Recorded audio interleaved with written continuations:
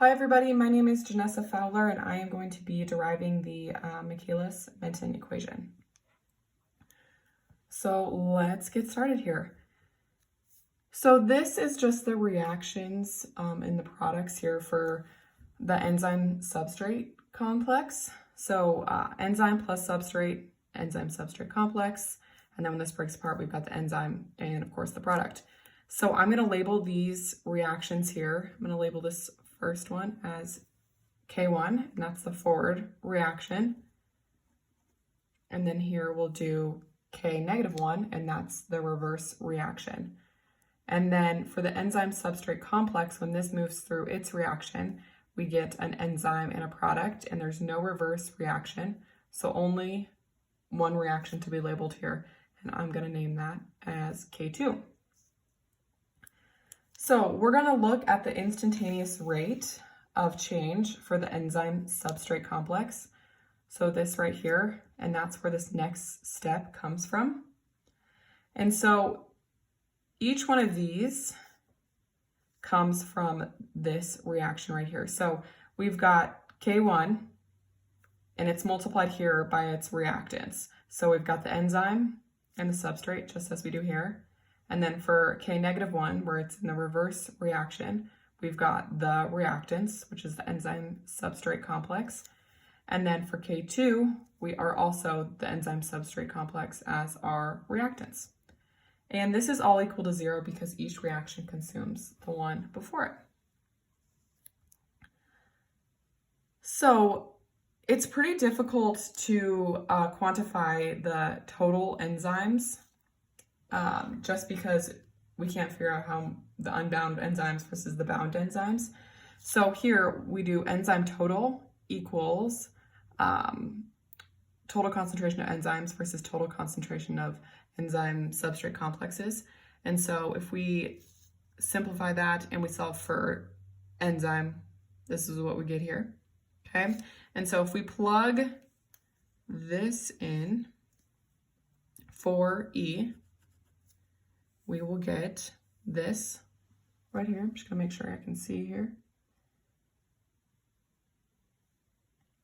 So I want to simplify this before we go on to the next step. So what we'll do here is we will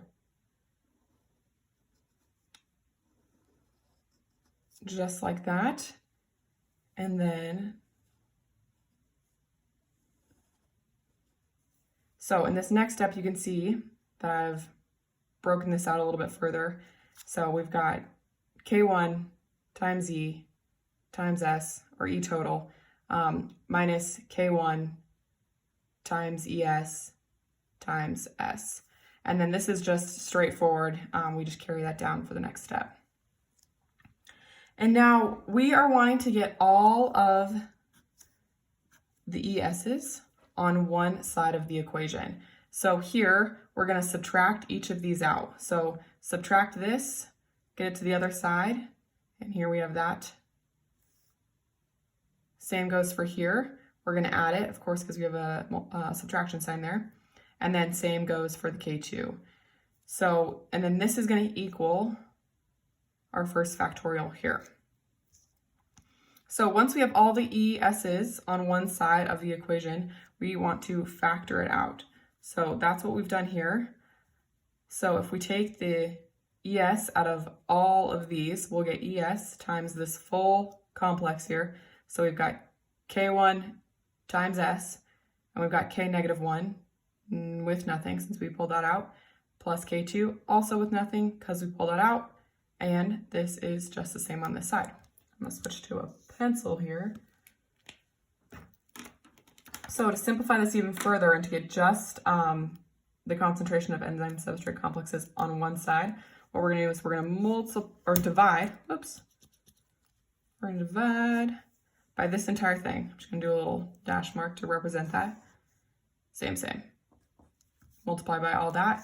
And once we simplify that, it's going to cancel. And then we've got ES equals what we had originally on the right side of the equation, K1 times enzyme total times substrate concentration. And that's divided by what we had previously up here.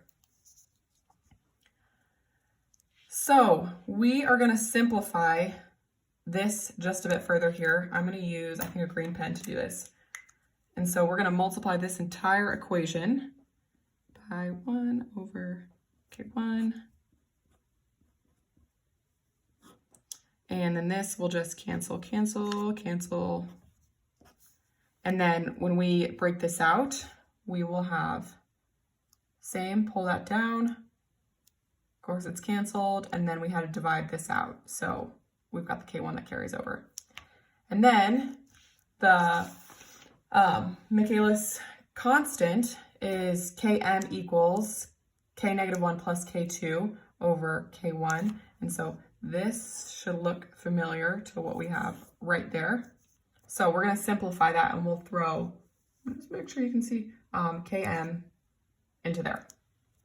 All right, so moving on, we've got ES, E total, S over S plus Km, again, because we simplified that. Boom, okay? And so moving on, just another little piece of information that we know is we're going to now look at, let me just peek at my notes here. We're going to look at the instantaneous rate of change for product P. So instead of using what we did up here, left hand, move this one out, we're going to do it for P. And so this equals K2 times enzyme concentration of enzyme substrate complex. Okay, so we're just going to plug in, we'll use a blue pen. So plug in what we had for ES, so that's right here, right into there. Okay, plug that in already. So when we pull that down, we've got K2, pulled it down, enzyme total, S, Km. All right, and a little add on here. So velocity max equals K2 times E total. So hopefully this looks familiar to what we have right here. And so we will also plug that in right there. And so we've got our reaction rate or velocity of this reaction. And so we'll just carry it down, broken down right here, and there we go. Thanks so much for watching. If you have any questions, feel free to leave some comments. I know this is probably not the most technical way to do this, but works for me. All right, thanks guys, bye.